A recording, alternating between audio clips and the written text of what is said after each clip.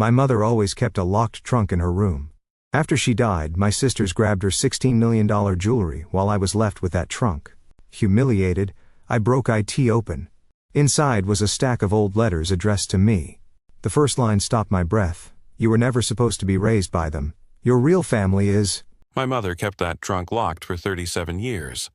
When she died last month, my sisters divided up her $16 million jewelry collection while I stood there watching. Roland gets the trunk, Portia announced with that familiar smirk. Mother specifically said so. They laughed as they walked out with their fortune. But when I finally broke open that worthless old trunk, I found something that made their millions look like pocket change. A stack of letters, all addressed to me, all unopened. The first line of the top letter made my legs give out. Dear Roland, if you're reading this, Beatrice is dead, and it's finally time you learned the truth. You were stolen from us when you were 5 years old. My name is Roland Vance, or, at least, that's what I've believed for 42 years. I teach music at Jefferson Middle School in Connecticut, where kids call me Mr. V, and parents thank me for having patience with their tone-deaf children. It's not the life my mother wanted for me, but then again, nothing I did ever measured up to her expectations. Growing up in the Vance family was like being cast in a play where everyone knew their roles except me. My mother, Beatrice Vance, built a jewelry empire from scratch, or so she told everyone at those endless charity galas. She'd stand there in her designer gowns, dripping in diamonds, telling the story of how she started with one small store and built it into a chain worth millions. My sisters, Portia and Cordelia, were her perfect supporting actresses. Portia, 3 years older than me, became a corporate lawyer who could negotiate a deal that would make sharks weep. Cordelia, 4 years younger, turned into a fashion designer whose jewelry designs were featured in every major magazine. And then there was me, Roland, the son who preferred teaching kids to play hot cross buns on recorders over learning the family business. The one who'd rather spend Saturday mornings at school band practice than at the country club. The disappointment. My father, Gerald, died when I was 15. Heart attack at his desk, calculator in hand, working on tax returns even on a Sunday. He was a quiet man who seemed to shrink a little more each year, as if life with Beatrice was slowly erasing him. After he died, my Uncle Chester stepped in as the family patriarch. Chester Millbrook, my mother's brother, was everything my father wasn't. Loud, commanding, the kind of man who entered a room like he owned it, which he usually did. The trunk had been in my mother's walk-in closet since before I could remember. It sat against the back wall, this old leather thing with brass corners turned green with age. As a kid, I was fascinated by it. What kind of treasure did Mother keep locked away? When I was 8, I asked her about it while she was sorting through her jewelry for a gala. "What's in the trunk, Mother?" She'd turned to me with this cold look that could freeze July. "That's not for you to worry about, Roland. Some things are better left alone." When I was 13, curiosity got the better of me. I waited until everyone was at Portia's debate championship and tried to pick the lock with a bobby pin I'd found. Mother caught me before I could get it open. She didn't yell, she didn't hit me, she just stopped talking to me for an entire month. 30 days of silence at dinner tables, of looking through me like I was glass. That's when I learned that some mysteries weren't worth solving. But now she was dead, lung cancer, though she'd never smoked a day in her life. The funeral was exactly what she would have wanted. Hundreds of people, flowers that cost more than my monthly salary, and a eulogy that painted her as a saint who'd built an empire while raising 3 children alone after her husband's tragic death. The governor himself attended. My sisters sat in the front row, crying perfectly photogenic tears. I sat beside them, feeling nothing but a strange emptiness, like mourning someone I'd never really known. The will reading changed everything. It wasn't just about the trunk, though that was the final insult. It was the way Uncle Chester kept fidgeting, The way the lawyer, Mr. Whitfield, seemed uncomfortable reading my portion. The way my sisters exchanged glances that said they'd known all along what I was getting. Or rather, what I wasn't getting. That's how I ended up in Mother's empty bedroom, crowbar in hand, ready to destroy the one thing she'd left me. I thought I'd find old photos maybe, or letters from my father, or even just moldy clothes.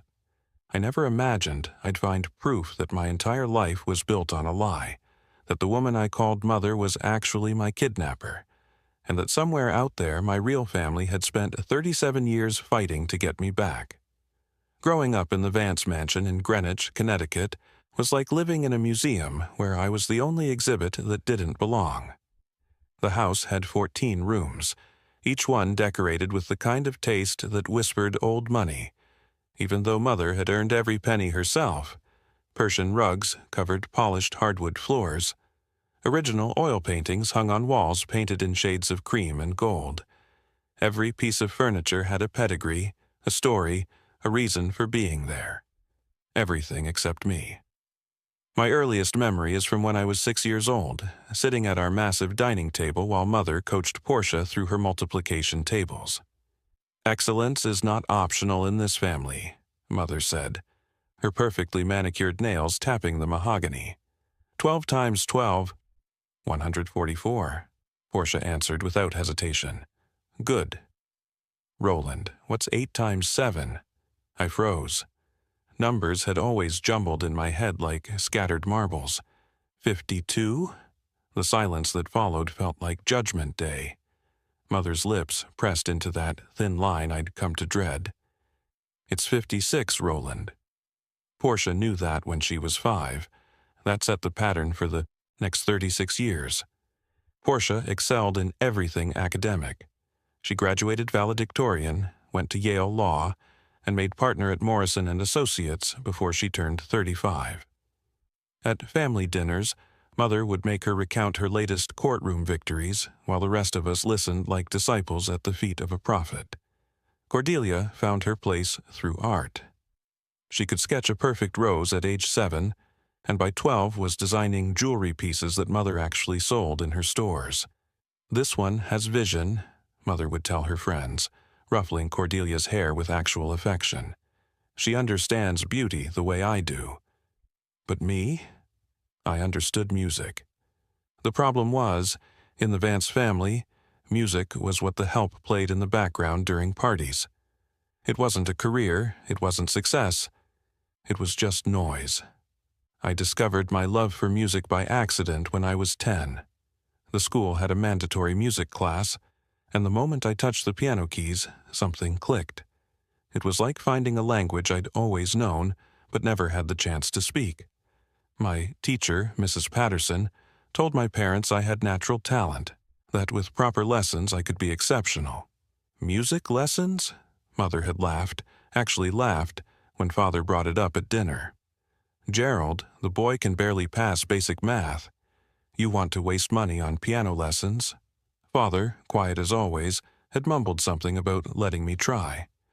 Mother agreed to 1 year of lessons, but only if I maintained straight B's in everything else. I did, barely, and that year turned into 2, then 3, until I was good enough to get a music scholarship to a state college Mother deemed embarrassing but unsurprising. The day I told them I wanted to be a music teacher, you would have thought I'd announced plans to join the circus. It was Thanksgiving, my junior year of college. The whole family was there, including Uncle Chester and his wife Patricia, various cousins and business associates Mother always somehow folded into family gatherings. "A teacher?"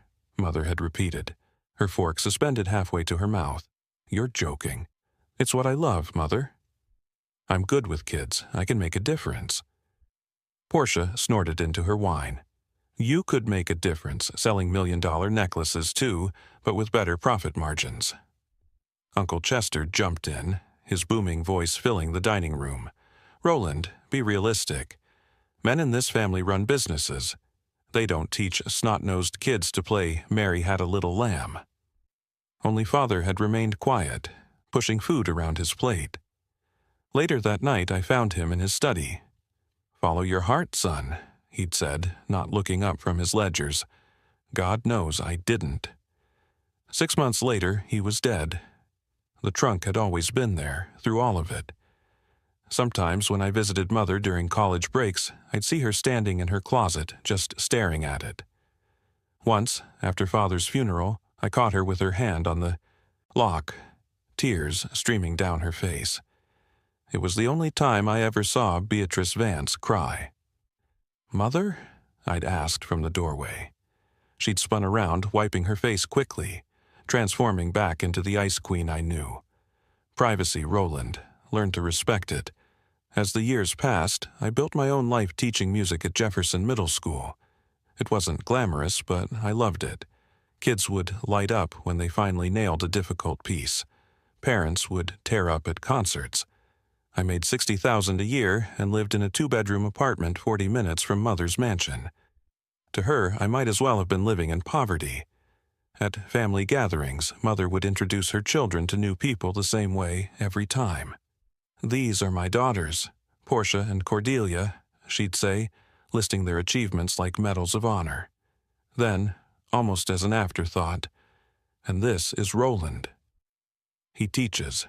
The reading of Beatrice's will took place 3 days after her funeral in Uncle Chester's office downtown.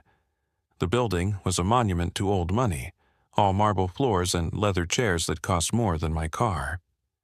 Mr. Whitfield, the family lawyer for 30 years, sat behind Chester's massive oak desk, arranging papers with the precision of a surgeon preparing for operation.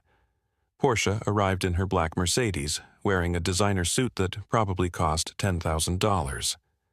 Cordelia came separately in her Range Rover, draped in jewelry she'd designed herself, each piece a small fortune. I drove my 8-year-old Honda Civic and had to circle the block twice to find street parking because I didn't want to pay the $20 for the garage. "Before we begin," Mr. Whitfield said, adjusting his gold-rimmed glasses, "I want you all to know that your mother was very specific about her wishes. Everything has been detailed down to the last cent." He started with the smaller bequests. The housekeeper, Marion, who'd worked for Mother for 20 years, received $50,000. Various charities got generous donations. Mother's collection of first edition books went to Yale's library. Each detail was perfectly calculated, perfectly controlled, just like everything else in Beatrice Vance's life. To my eldest daughter, Portia Jane Vance, Mr. Whitfield read, "I leave the flagship stores in New York, Boston, and Philadelphia, along with the entire collection of Burmese rubies, the Cartier diamond set, and the sum of $4 million in liquid assets." Portia nodded, unsurprised. She'd been running those stores for the past 5 years anyway. To my youngest daughter, Cordelia Marie Vance, "I leave the international branches in Paris, Milan, and Tokyo, the vintage jewelry collection dating from 1890 to 1950, the workshop and all design patents, and the sum of $3.5 million in liquid assets." Cordelia smiled, already mentally cataloging her inheritance. To my son, Roland Gerald Vance, Mr. Whitfield paused, clearing his throat. Uncomfortably, "I leave the contents of the trunk in my bedroom closet, which he is to open only after my passing." The silence in the room was deafening. I felt my face burn as Portia actually laughed out loud, not even trying to hide her amusement. "That's it?" she said, turning to look at me. "The mysterious trunk? Oh, Roland, maybe it's full of gold coins, or Mother's secret diary where she confesses you were always her favorite." "Portia," Uncle Chester said sharply, but he was fighting a smirk himself. Cordelia at least had the decency to look uncomfortable. "Maybe there's something valuable inside, Roland. You know how Mother loved her secrets." Mr. Whitfield continued reading, detailing the division of Mother's properties. The Greenwich mansion went to Portia. The beach house in Martha's Vineyard went to Cordelia. The apartment in Manhattan was to be sold, proceeds split between the sisters. My name never came up again. "Is there anything else?" I asked, my voice sounding hollow even to me. Did she say anything about why? Mr. Whitfield shuffled his papers nervously. "There is a letter, Addressed to you." He handed me a cream-colored envelope with my name written in Mother's perfect script. I opened it there, my hands steady despite the humiliation burning through me. Inside was a single paragraph. "Roland, the trunk contains what you deserve. No more, no less. You chose your path despite my efforts to guide you toward success. Your sisters understood what it meant to be a Vance. You never did. Perhaps what you find inside will finally teach you the lesson you refused to learn. Some things are more valuable than money, and some truths are better left buried." Cryptic to the end, Portia said, standing and smoothing her skirt. "Well, I have stores to run. Roland, do let us know if you find anything interesting in your inheritance, maybe some moth-eaten clothes or father's old tax returns." After they left, Uncle Chester lingered. He stood by the window, looking out at the city below, his usual commanding presence somehow diminished. "Your mother had her reasons," he said finally. "Did she tell you what was in it?" I asked. He turned to look at me, and for the first time in my life I saw something like guilt in his eyes. "Go open it, Roland, but prepare yourself. Beatrice never did anything without purpose. The drive to Mother's house felt like a funeral procession for my dignity. The estate was already being prepared for Portia to move in. Most of the furniture was covered in sheets, and boxes lined the hallways. The trunk sat exactly where it had always been, looking smaller somehow, less mysterious, more like what it probably was.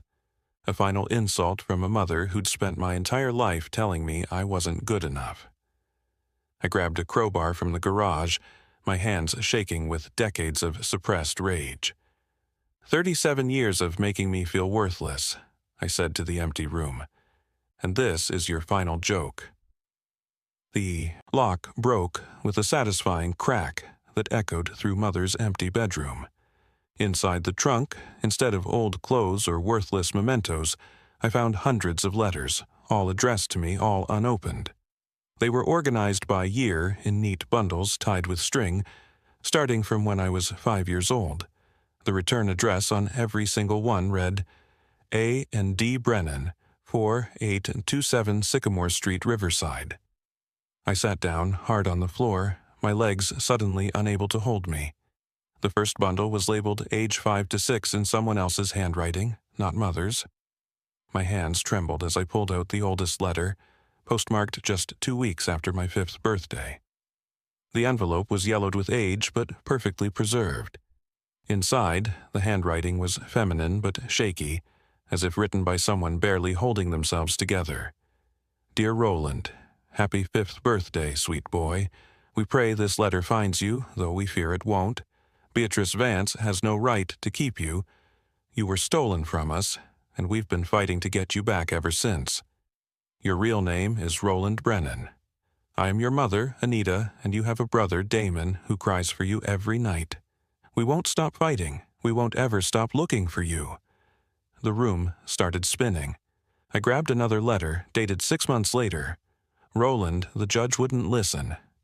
Beatrice's lawyers kept saying I was delusional, that I never had a son.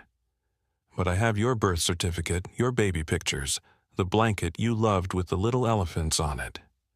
How can they say you don't exist when my arms ache to hold you? Damon asks about you every day. He's 7 now and refuses to let me pack away your toys. He says you'll come home soon. Letter after letter told an impossible story. According to Anita Brennan, I wasn't Roland Vance. I had been born Roland Brennan, son of Anita and Gerald, the same Gerald I'd called father, who died at his desk when I was 15. But in Anita's version, Gerald wasn't married to Beatrice when I was born. He was in a relationship with Anita, his secretary at the time. A letter from when I was 10 provided more details. Roland, the private investigator, found you. We saw you at your school concert. You played the piano so beautifully that I sobbed through the entire performance. We sat in the back row, as close as the restraining order allows.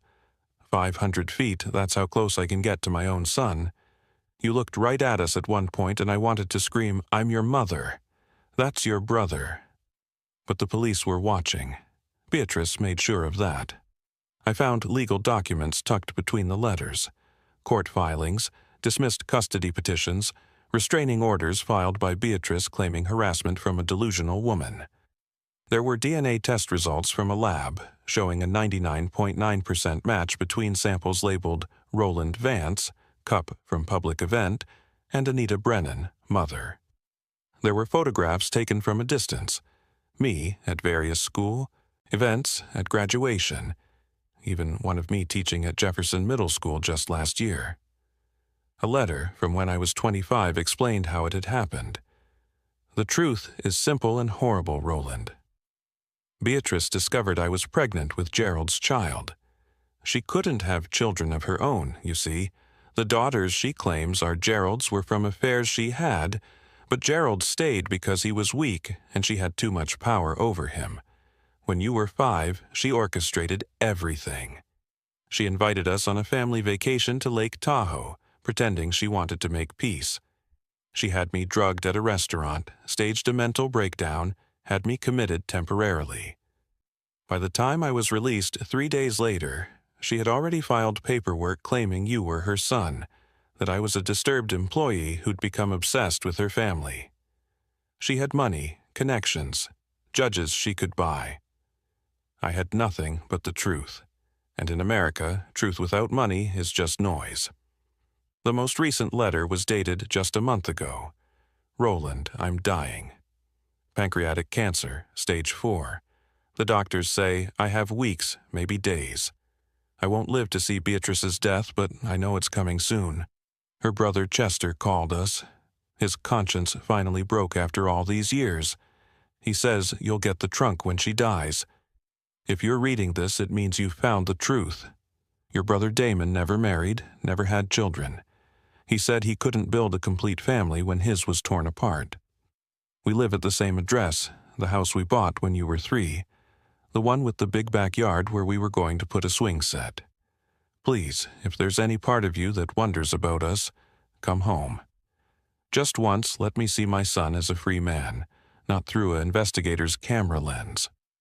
I stood up, letters scattered around me like evidence at a crime scene. 37 years of stolen letters, stolen life, stolen identity. I looked at the mirror on Mother's vanity and didn't recognize the man staring back. Who was I? Roland Vance, the disappointment? Or Roland Brennan, the stolen son? There was only one way to find out. I grabbed the most recent letter with the address, my car keys, and headed for the door. Riverside was 3 hours away. 3 hours to decide whether to drive toward a truth that would shatter everything I thought I knew, or turn back and pretend I'd never opened that trunk. I got in my car and started driving toward Sycamore Street. The house at 4827 Sycamore Street was nothing like the mansion I'd grown up in.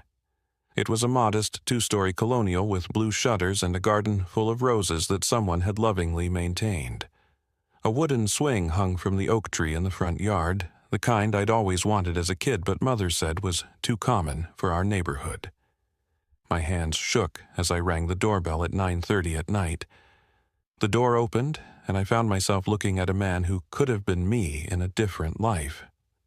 Same brown eyes, same curved nose, but he was taller, broader, with the build of someone who worked with his hands. His face crumbled the instant he saw me. "Roland?" The word came out as barely a whisper. "I found the letters." Without another word, Damon pulled me into an embrace that felt like coming home after a war. He smelled like sawdust and coffee, and he was crying openly, without shame, the way men in the Vance family were never allowed to cry.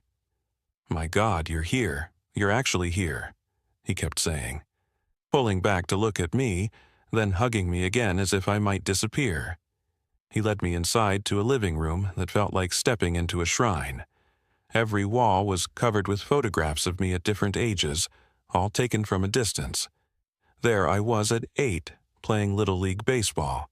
At 12, receiving a music award at school. At 16, walking at Father's funeral. My high school graduation, my college graduation.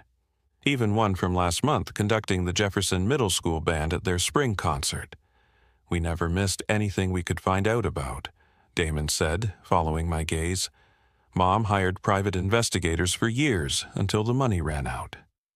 Then we did it ourselves. I learned photography just to be able to capture you from far away. Where is she? Where's Anita? Where's our mother? Damon's face fell. He sat down heavily on a worn leather couch, gesturing for me to join him. She passed 2 weeks ago. She held on as long as she could, hoping Chester would grow a conscience. The day before she died, he finally called. Told us about the trunk, about Beatrice's will. Mom smiled for the first time in months. "He'll find them," she said. "He'll find the letters and he'll come home." The grief hit me like a physical blow. I'd been robbed of my mother twice, once at 5 and again 2 weeks ago. "Tell me everything. I need to know everything." Damon went to an old filing cabinet and pulled out folders thick with documents, photographs, newspaper clippings. He spread them on the coffee table like evidence in a case that had never been properly tried. "Dad, Gerald, wasn't married to Beatrice when you were born. They worked at the same accounting firm. She was a client relations manager and Mom was his secretary. Dad and Mom fell in love. Real love, not the business arrangement he later had with Beatrice. You were born in 1982, and Dad was planning to marry Mom.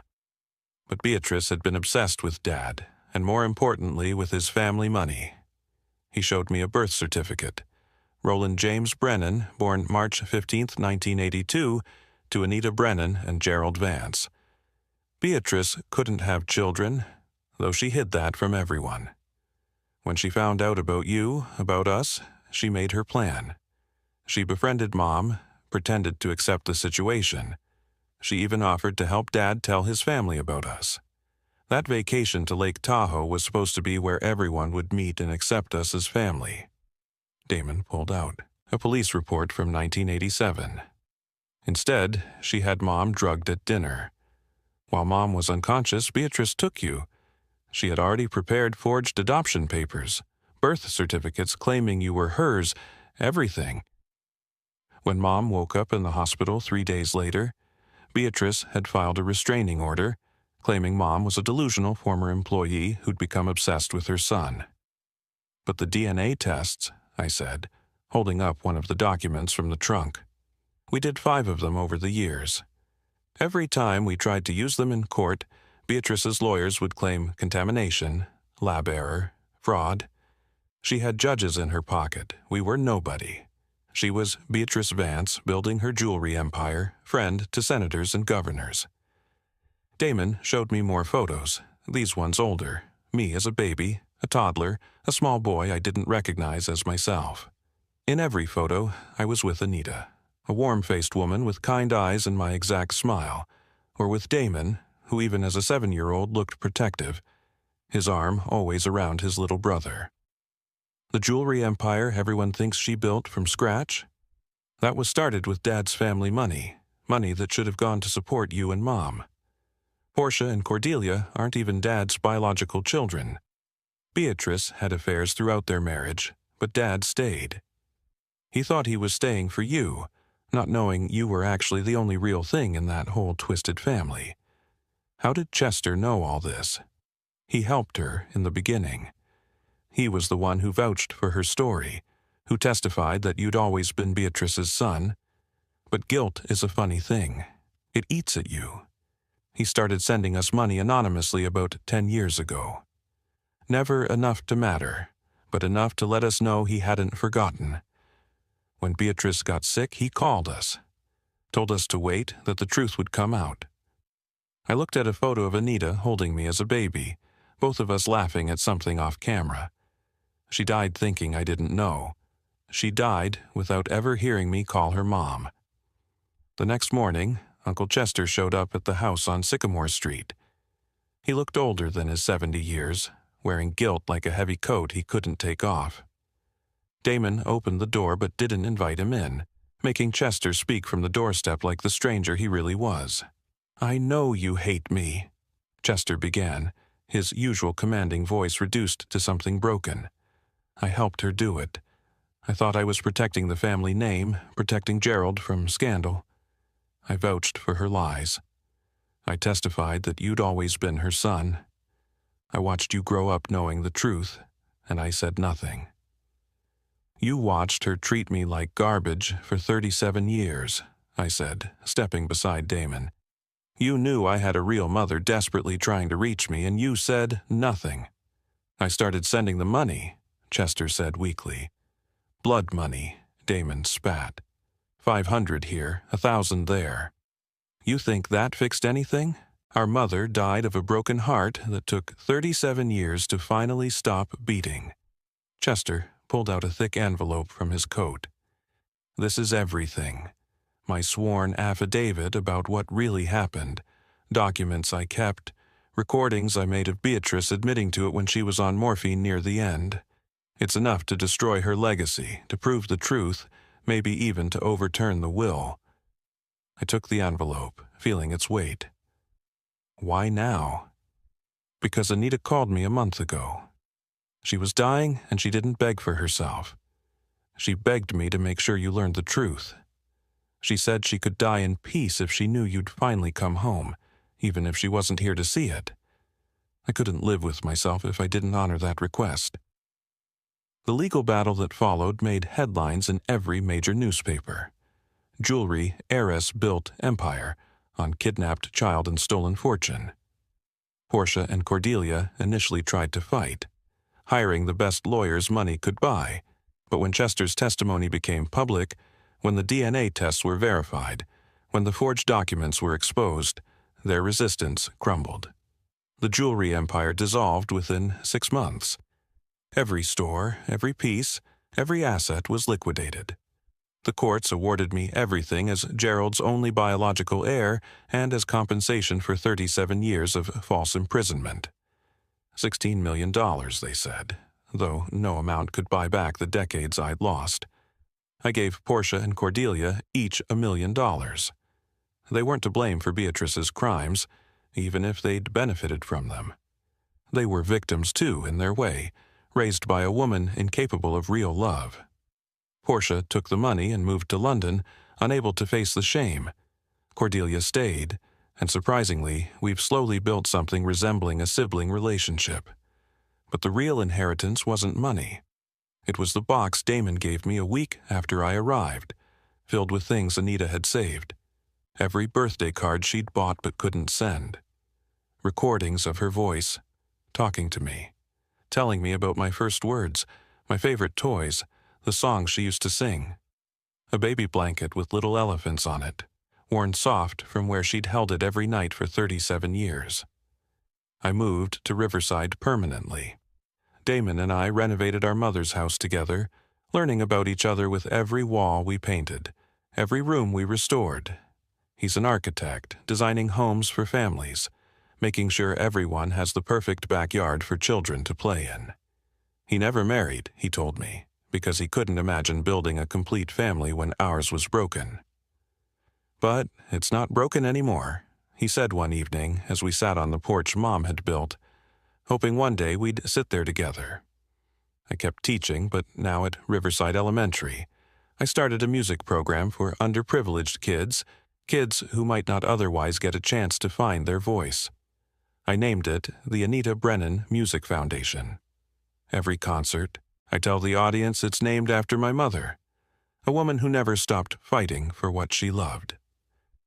6 months after the truth came out, I stood between two graves. On my left, Beatrice Vance's elaborate marble monument, already beginning to weather as fewer and fewer people came to visit. On my right, Anita Brennan's simple headstone that now read, "Beloved Mother, never stopped fighting, finally won." I placed roses on Anita's grave, the same kind she'd grown in her garden. I'm home, Mom.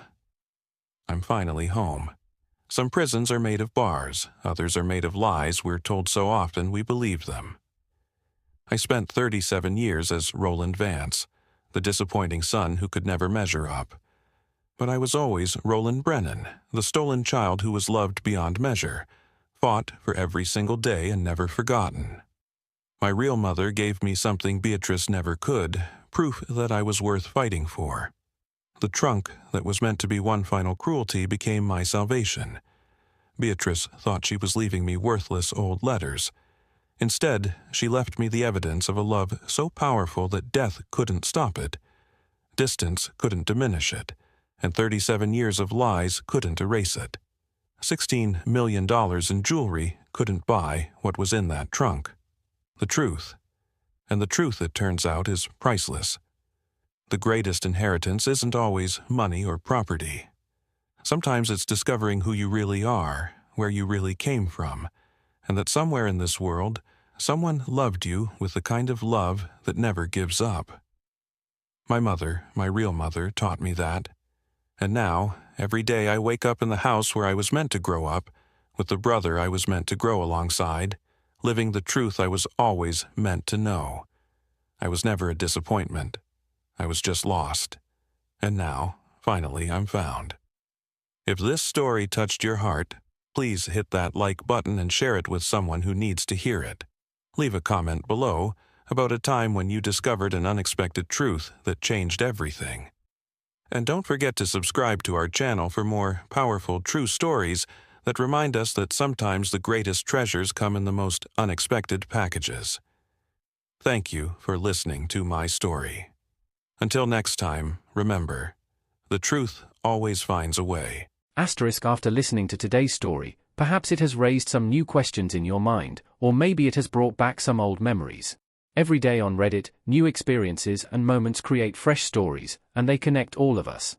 Everyone has their own unique journey in life, and we all try to understand the world in our own way. These kinds of moments remind us that we are all human, sometimes happy, sometimes sad, and always learning something new. If you enjoyed this story, feel free to share it with your friends. Your thoughts and feedback are always valuable to us, as they motivate us to create even better content. Every story has its own unique angle, and our goal is to understand everyone's perspective and make our content diverse and relatable. Stories like these help us realize that life's journey is different for everyone, and by hearing other stories, we learn something new.